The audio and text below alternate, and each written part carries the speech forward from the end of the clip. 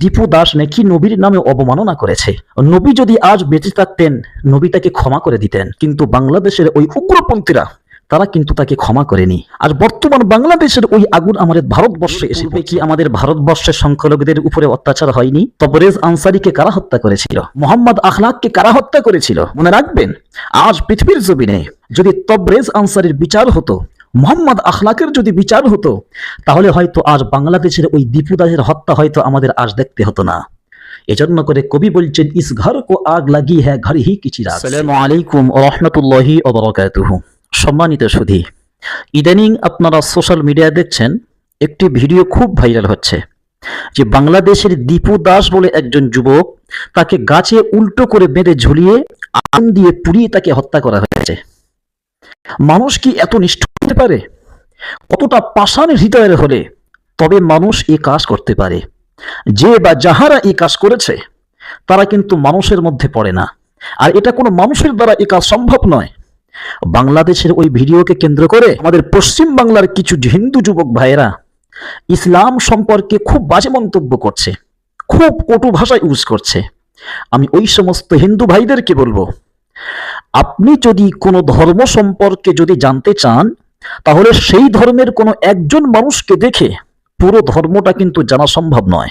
ইসলাম ধর্মাবলম্বী কোনো একজন মানুষ এই কাজ করেছে বলে আপনি পুরো ইসলামকে আপনি কলঙ্কিত করবেন, খারাপ নজরে দেখবেন, এটা কিন্তু আপনার জন্য ঠিক নয়।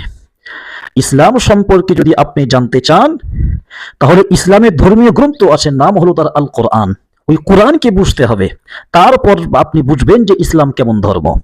ইসলাম সম্পর্কে যদি জানতে চান, তাহলে ইসলাম ধর্মের যিনি প্রফেট এসেছিলেন, মহামানব এসেছিলেন, বিশ্বনবী সাল্লাল্লাহু আলাইহি ওয়াসাল্লাম, তার হাদিসগুলো জানতে হবে, তার আখলাক ব্যবহার চরিত্র দেখতে হবে, তবে আপনি বুঝতে পারবেন যে ইসলাম কেমন ধর্ম। অনুরূপভাবে আমরা যদি হিন্দু ধর্ম সম্পর্কে জানতে চাই, তো হিন্দু ধর্মের কোনো একজন মানুষের চরিত্র খারাপ দেখে পুরো হিন্দু ধর্মটাকে কিন্তু আমরা খারাপ বলতে পারি না। হিন্দু ধর্ম সম্পর্কে জানতে গেলে তাদের ধর্মীয় যে গ্রন্থ আছে সেগুলো দেখতে হবে, তারপর আমরা বুঝবো যে হিন্দু ধর্মটা কেমন। বাংলাদেশের ওই দীপু দাসকে হত্যা করা হয়েছে, বলা হয়েছে সে নাকি আমাদের নবীর নামে করচিকর মন্তব্য করেছে। মনে রাখবেন, যদি সে করচিকর মন্তব্য করেই থাকে, তার জন্য আইন ব্যবস্থা আছে, তার জন্য বিচারধারা আছে। আপনি কখনো কানুন আইন হাতে তুলে নিতে পারেন না। নবীর যুগে তো অনেক এমন হয়েছে, অনেক মানুষ নবীকে গালি দিয়েছিল, আবার নবীর ব্যবহার দেখে সে ইসলাম ধর্ম কবুল করেছিল। সূরা আল ইমরানের মধ্যে আল্লাহ পাক বলছেন, ওয়াল কাযিমিনাল গায়জ, যারা রাগকে কন্ট্রোল করে, ওয়াল আফিনা আনিন নাস, এবং মানুষদেরকে ক্ষমা করে, আল্লাহ পাক কিন্তু তাদেরকে পছন্দ করেন। ইসলাম উদারতা শিখিয়েছে, ইসলাম ক্ষমা করতে শিখিয়েছে, ইসলাম প্রতিশোধ নিতে কখনো শেখায় না। মক্কা বিজয় যখন নবীজি করেছেন, তখন সাহাবায়ে কেরাম তারা তলোয়ার নিয়ে রেডি হয়ে আছে, আজ আমরা বদলা নেব, আজ আমরা প্রতিশোধ নেব। কিন্তু নবীজি বলেছেন, শোনো, আমি মোহাম্মদ নবী, আমি ক্ষমা করতে জানি, আমি কিন্তু প্রতিশোধ আমি নিতে জানি না। তো ইসলাম আমাদেরকে ক্ষমা শিখিয়েছে। বাংলাদেশের যে সমস্ত মানুষেরা এই কাজ করেছে, তারা কিন্তু আবেগ দিয়ে করেছে, বিবেক দিয়ে এই কাজটা কিন্তু তারা করেনি। আর ইসলাম আবেগ দিয়ে চলে না, ইসলাম বিবেক দিয়ে চলে। একটা মানুষ তো দূরের কথা, একটা ছোট্ট থেকে ছোট্ট প্রাণীকে আপনি আগুন দিয়ে পুড়িয়ে হত্যা করতে পারেন না। এর জন্য সোশ্যাল মিডিয়ায় ইসলাম কলঙ্কিত হচ্ছে, ইসলামকে মানুষ খারাপ নজরে দেখছে, ইসলামকে মানুষ অন্য চোখে দেখছে। আল্লাহ পাক কোরআনুল কারীমের মধ্যে বলছেন, যদি কোনো মানুষ একজন মানুষকে অন্যায়ভাবে হত্যা করে, সারা পৃথিবীর মানুষকে হত্যা করলে যেই গুনাহ, সেই গুনাহ কিন্তু তার ঘাড়ে চেপে যাবে। কিছুদিন পূর্বে আমাদের ভারতবর্ষের নূপুর শর্মা বলে একজন মহিলা, সেও নবীকে গালি দিয়েছিল। ইসলামের কোনো ক্ষতি হয়েছে? ইসলামের কোনো ক্ষতি হয়নি। বলা হচ্ছে সে নাকি দীপু দাস নাকি নবীর নামে অবমাননা করেছে। নবী যদি আজ বেঁচে থাকতেন, নবী তাকে ক্ষমা করে দিতেন, কিন্তু বাংলাদেশের ওই উগ্রপন্থীরা তারা কিন্তু তাকে ক্ষমা করেনি। আর বর্তমান বাংলাদেশের ওই আগুন আমাদের ভারতবর্ষে এসে পড়ছে।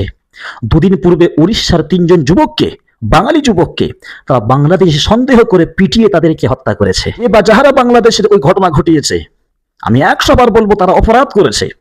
এই সমস্ত অপরাধীকে দৃষ্টান্তমূলক শাস্তি হওয়া উচিত। এবার আমি বলি, অপরাধ কিন্তু অপরাধই হয়, যে দেশের সংখ্যালঘু মানুষের সঙ্গে হোক না কেন, অপরাধ কিন্তু অপরাধ, অন্যায় কিন্তু অন্যায়। বাংলাদেশের দীপু দাসকে হত্যা করা হয়েছে আজ, এই জন্য করে পশ্চিম বাংলার অনেক ভাইরা প্রতিবাদ করছে, রাস্তায় নেমে গিয়েছে। কিন্তু এর পূর্বে কি আমাদের ভারতবর্ষের সংখ্যালঘুদের উপরে অত্যাচার হয়নি? তবরেজ আনসারীকে কারা হত্যা করেছিল? মোহাম্মদ আখলাককে কারা হত্যা করেছিল? মনে রাখবেন, আজ পৃথিবীর জমিনে যদি তবরেজ আনসারীর বিচার হতো, মোহাম্মদ আখলাকের যদি বিচার হতো, তাহলে হয়তো আজ বাংলাদেশের ওই দীপু দাসের হত্যা হয়তো আমাদের আজ দেখতে হতো না। এজন্য করে কবি বলছেন, ইস ঘর কো আগ লাগি হ্যাঁ ঘর হি কি চিরাগ সে। আমাদের ঘরের আগুনের কারণে আমাদের ঘরে আগুন লেগে গিয়েছে। এজন্য করে আমরা সকলে এই ঘটনাকে আমরা তীব্র থেকে তীব্র আমরা নিন্দা জানাই। তাদেরকে দৃষ্টান্তমূলক শাস্তি হওয়া উচিত। শুধু ওটাকে নয়, পৃথিবীর জমিনে যারা অন্যায় করবে তাদেরকে শাস্তি হওয়া উচিত। ভালো থাকবেন, সুস্থ থাকবেন এবং ভিডিওটি বেশি বেশি করে শেয়ার করবেন। নিজের এলাকায় শান্তি বজায় রাখার চেষ্টা করবেন। আসসালামু আলাইকুম ওয়া রাহমাতুল্লাহি ওয়া বারাকাতুহু।